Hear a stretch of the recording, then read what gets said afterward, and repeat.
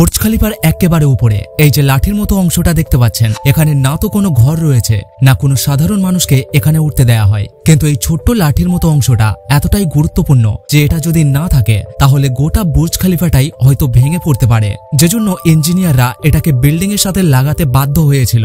কিন্তু এটা এমন কি জিনিস যে এটা না থাকলে গোটা বুর্জ খলিফাটাই ভেঙে যাবে? ইঞ্জিনিয়াররা এটাকে লাগাতে বাধ্য হয়েছিল কেন? এর মধ্যে এমন কি আছে যে এখানে কাউকে আসতে দেয়া হয় না? বুর্জ খলিফার এই স্পায়ার নিজেই একটা স্কাই স্ক্র্যাপারের মতো। এটা এতটাই বড় যে এত উঁচু স্কাই স্ক্র্যাপার পৃথিবীর অর্ধেকেরও বেশি দেশে নেই। 4000 টন স্টিল দিয়ে তৈরি 244 মিটার উঁচু এই স্পায়ারের একেবারে মাথায় থাকা শুধুমাত্র এই অ্যান্টেনার ওজনই 350 টন। বুর্জ খলিফা থেকে এই স্পায়ারকে যদি সরিয়ে দেওয়া হয় তাহলে বুর্জ খলিফার উচ্চতা 30% কমে গিয়ে 585 মিটার হয়ে যাবে। আর এই উচ্চতাতেই সর্বশেষ অর্থাৎ 154 নম্বর ফ্লোরটা রয়েছে। এরপর থেকে স্পায়ার শুরু হয়, যেটা এই বিল্ডিং এর একেবারে উপরে গিয়ে শেষ হয়েছে।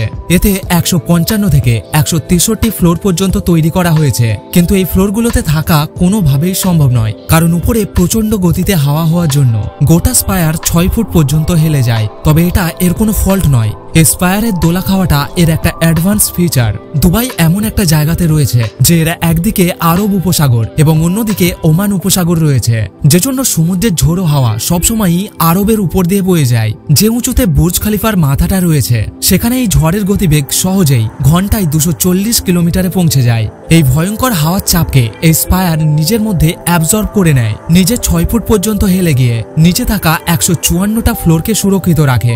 আমেরিকান স্ট্রাকচারাল ইঞ্জিনিয়ার উইলিয়াম বেকার বুর্জ খলিফার জন্য প্রথমবার এমন ডিজাইন তৈরি করে যেটা হাওয়াকে না বাধা দিয়ে তাকে কনফিউজ করে। প্রচন্ড গতিতে বাতাস যখন এই স্ট্রাকচারের সাথে ধাক্কা খায় তখন এনার্জি তৈরি হয়, আর এই এনার্জি যে কোনো একটা জায়গা থেকে বের হওয়ার প্রয়োজন। বুর্জ খলিফার 154টা ফ্লোর একটা মেন বাট্রাস্ট কোরের সাথে জোড়া রয়েছে। যদি ওই এনার্জি এই মেন কোর দিয়ে বের হয় তাহলে কোরের কংক্রিটে ক্র্যাক হতে পারে। সেই জন্য স্পায়ারকে বাট্রাস্ট কোরের সাথে জোড়া হয়নি, তার বদলে এটাকে স্টিল স্ট্রাকচার দিয়ে তৈরি করা হয়েছে। আপনি হয়তো জানেন স্টিল একটা ফ্লেক্সিবল মেটেল। হাওয়া থেকে তৈরি হওয়া এনার্জি স্পায়ারের স্টিল স্ট্রাকচারে রিলিজ হয়ে যায়, যার ফলে বুর্জ খলিফার উপরের অংশটা দোলা খেতে শুরু করে। ইঞ্জিনিয়াররা এটাকে এমনভাবে ডিজাইন করেছে যেটা শুধুমাত্র 6 ফুট পর্যন্তই হেলতে পারবে। এই স্পায়ার শুধুমাত্র বুর্জ খলিফাকেই না, গোটা দুবাইকে ভয়ানক বিপদ থেকে বাঁচায়। পৃথিবীর সবচেয়ে উঁচু স্কাই স্ক্র্যাপারের একেবারে মাথাতে একটা যন্ত্র লাগানো রয়েছে যাকে লাইটনিং অ্যারেস্টার বলা হয়। এই স্পায়ার শুধুমাত্র বুর্জ খলিফাকেই না, গোটা দুবাইকে ভয়ানক বিপদ থেকে বাঁচায়। এতে ছোট্ট একটা সেন্সর লাগানো আছে যেটা নিজের আশেপাশের মেঘে অ্যাক্টিভ চার্জকে ডিটেক্ট করে। এরপর লাইটনিং অ্যারেস্টার এর অপোজিট চার্জ তৈরি করে লাইটনিংকে নিজের দিকে টানে। তারপর স্টিলের তারের মাধ্যমে কোটি কোটি ভোল্টেজ চার্জকে পুরো বিল্ডিংকে বাঁচিয়ে নিচের দিকে নিয়ে যায়। স্পায়ারের উপরে থাকা লাইটনিং অ্যারেস্টার যেহেতু অন্য সব বিল্ডিং এর তুলনায় অনেক উপরে রয়েছে, সেই জন্যই এটা বুর্জ খলিফার সাথে সাথে গোটা দুবাইকে কোটি কোটি ভোল্টের কারেন্ট থেকে বাঁচায়। এখনো পর্যন্ত এই লাইটনিং অ্যারেস্টার 16 থেকে 20 বার সঠিকভাবে কাজ করেছে। প্রত্যেক লাইটনিং স্ট্রাইকের পর এতে লাগানো একটা ছোট্ট ব্যাটারিকে চেঞ্জ করার জন্য এর উপরে উঠতে হয়। প্রথম থেকেই দুবাইয়ে বালির ঝড় হয়, যার গতিবেগ নিচের দিকেই ঘন্টায় 100 কিলোমিটার পর্যন্ত পৌঁছে যায়। আর এই ঝোড়ো হাওয়া উঁচু উঁচু স্কাই স্ক্র্যাপারের জন্য একটা বিরাট বড় সমস্যা। নিউ ইয়র্ক শহরের কাছে নিউটাউন ম্যানহাটনে 279 মিটার উঁচু সিটি গ্রুপ সেন্টার আছে। 1978 সালে কনস্ট্রাকশনের পরে এই বিল্ডিং এর ডিজাইনে ইঞ্জিনিয়ারদের একটা বিরাট বড় ভুল ধরা পড়ে। প্রিন্সটন ইউনিভার্সিটির একজন ইঞ্জিনিয়ারিং স্টুডেন্ট লক্ষ্য করে জোরে হাওয়া হলে সেই চাপ সিটি গ্রুপ সেন্টার সহ্য করতে পারবে না। ঝোড়ো হাওয়ার মাত্র 25% এই বিল্ডিংকে ভেঙে ফেলার জন্য যথেষ্ট। বিল্ডিং এর ডিজাইনার ভুলটাকে জানার সাথে সাথে কিছু ক্যালকুলেশন করেন এবং জানায় ইঞ্জিনিয়ারিং স্টুডেন্ট যেটা বলেছে সেটা একেবারেই সঠিক। বলা হয় এই কথাটাকে গোপন করে বিল্ডিং এর মেইনটেনেন্সের নাম করে এক্সট্রা ড্যাম্পার লাগানো হয়।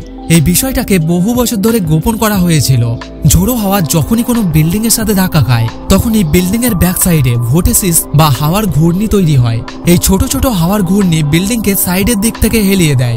বিল্ডিং একবার যদি সামান্য দোলা খায় তখন এই ঘূর্ণি বিল্ডিং এর মুভমেন্টকে অনেক গুণ বাড়িয়ে দেয়। ঠিক পার্কে থাকা দোলার মতো। দোলা চড়ার সময় নিজের পাকে দোলার মুভমেন্টের সাথে দোলালে দোলার গতি নিজে থেকেই বেড়ে যায়। পৃথিবীর সবচেয়ে উঁচু বিল্ডিং বুর্জ খলিফার ক্ষেত্রে স্ট্রাকচারাল ইঞ্জিনিয়ার উইলিয়াম বেকার এমন একটা ডিজাইন তৈরি করে যেটা বাতাসকে সহজেই কনফিউজ করে। ভালো করে দেখলে বোঝা যাবে বুর্জ খলিফার এই ধাপগুলোকে পরস্পরের সোজা একই লেভেলে তৈরি করা হয়নি। তার বদলে এগুলোকে সিমেট্রিক্যালি বানানো হয়েছে, অর্থাৎ প্রত্যেকটা ডেক একে অন্যের থেকে আলাদা, যার ফলে হাওয়া যখন বুর্জ খলিফার সাথে ধাক্কা খায় তখন তার প্রত্যেকটা ফ্লোরের পিছনে যে হাওয়ার ঘূর্ণি তৈরি হয় সেটাও একে অন্যের থেকে আলাদা, অর্থাৎ এর ফ্রিকোয়েন্সি টাওয়ারের ফ্রিকোয়েন্সির সাথে ম্যাচ করতে পারে না। আর এই কারণেই পৃথিবীর সবচেয়ে উঁচু বিল্ডিং ঝোড়ো হাওয়াকে কনফিউজ করে এত বছর ধরে দাঁড়িয়ে আছে। হাওয়া যেদিক থেকেই আসুক না কেন, বুর্জ খলিফার ডিজাইন হাওয়াকে সব দিক থেকেই কনফিউজ করে। সাধারণত কোনো কনস্ট্রাকশন প্রজেক্ট শুরু হওয়ার আগে তার সম্পূর্ণ ডিজাইন আগে থেকেই তৈরি করা থাকে, কিন্তু বুর্জ খলিফার কনস্ট্রাকশনের সময় কেউই জানতো না যে এই বিল্ডিং কতটা উঁচু হবে। সর্বপ্রথম এটাকে 530 মিটার উঁচু প্ল্যান করা হয়, কারণ 2003 সালে যখন বুর্জ খলিফার কনস্ট্রাকশন শুরু হয় সেই সময় তাইওয়ানের তাইপাই 101-এর কনস্ট্রাকশন একেবারে শেষের দিকে ছিল। তাইপাই 101-এর হাইট 508 মিটার, যে জন্য বুর্জ খলিফাকে প্রথমে 530 মিটার উঁচু বানানোর প্ল্যান করা হয়, কিন্তু পরে প্ল্যান করা হয় 530 মিটারের বিশ্ব রেকর্ডকে খুব সহজেই ভাঙা যেতে পারে। যে জন্য বুর্জ খলিফার কনস্ট্রাকশনের সময় তারা ঠিক করে এই টাওয়ারের আসল হাইট এটা যতক্ষণ না তৈরি হচ্ছে ততক্ষণ কাউকে বলা হবে না, তারা এটাকে গোপন রাখে। 2003 সালে বলা হয় বুর্জ দুবাই, অর্থাৎ বুর্জ খলিফার হাইট 530 মিটার হবে। 2004 সালে বলা হয় এটাকে 570 মিটার উঁচু বানানো হবে। 2005 সালে 710 মিটার, 2006 সালে 800 মিটার এবং 2006 সালে আবার এটাকে 818 মিটার বলা হয়। এবং সবশেষে যখন কনস্ট্রাকশনের কাজ শেষ হয় তখন 828 মিটারে এনে একে শেষ করা হয়। বুর্জ খলিফার উচ্চতাকে বারবার পরিবর্তন করার জন্য ইমার প্রপার্টিজ যারা এই প্রজেক্ট চালু করেছিল তাদের অনেক ফাইন্যান্সিয়াল প্রবলেমে পড়তে হয়, কারণ তাদের যে বাজেট ছিল সেটা এর উচ্চতা বাড়ার সাথে সাথেই শেষ হয়ে যায়। অবস্থা এতটাই খারাপ হয় যে বুর্জ খলিফার কনস্ট্রাকশনকেই বন্ধ করে দেয়া হয়। এরপর আবুধাবির রুলার শেখ খলিফা বিন জায়েদ এই প্রজেক্টে ফান্ড করে আবার চালু করেন, আর ঠিক এই সময়ই বুর্জ দুবাইয়ের নাম বদল করে বুর্জ খলিফা করা হয়। বুর্জ খলিফার পর বিশ্বের সবচেয়ে উঁচু বিল্ডিং এর রেকর্ড নিজের নামে করার জন্য অনেক প্রজেক্টের কনস্ট্রাকশন চালু করা হয়, কিন্তু কেউই দুবাইয়ের বুর্জ খলিফা থেকে উঁচু বাড়ি বানাতে পারবে এইরকম কোনো সম্ভাবনা এখনো পর্যন্ত নেই। সৌদি আরবের জেদা টাওয়ারের কনস্ট্রাকশনের কাজ অনেক বছর ধরে বন্ধ হয়ে আছে। কুয়েত বুর্জ মুবারক নামে 1 কিলোমিটার উঁচু একটা বিল্ডিং তৈরি করার প্ল্যান করেছে, কিন্তু প্ল্যান হওয়ার পর এর আর কোনো আপডেট এখনো পর্যন্ত জানা যায়নি। অন্যদিকে দুবাইয়ের ন্যাকিল প্রপার্টিজ দুবাইয়ের ন্যাকিল টাওয়ার নামে একটা প্রজেক্ট লঞ্চ করেছিল যার উচ্চতা 1000 মিটারেরও বেশি বলা হচ্ছিল। 2009 সালে এর কনস্ট্রাকশনের কাজ শুরু হয়, কিন্তু পরের বছরেই এই প্রজেক্ট বন্ধ করে দেয়া হয়। বুর্জ খলিফা তৈরি করতে মোট 12,000 কোটি টাকা খরচ হয়েছিল। এখন প্রত্যেক দিন 8,000 থেকে 10,000 টুরিস্ট বুর্জ খলিফাকে দেখতে আসে। শুধুমাত্র ঢোকার টিকিট বিক্রি করে বুর্জ খলিফা প্রত্যেক বছর $1 বিলিয়ন থেকেও অনেক বেশি টাকা ইনকাম করে। তো আশা করছি বন্ধুরা বুর্জ খলিফার বিষয়ে আপনারা অনেক কিছুই জানতে পেরেছেন। ভিডিও ভালো লাগলে ছোট্ট একটা লাইক করবেন। ভিডিওটি দেখার জন্য অসংখ্য ধন্যবাদ।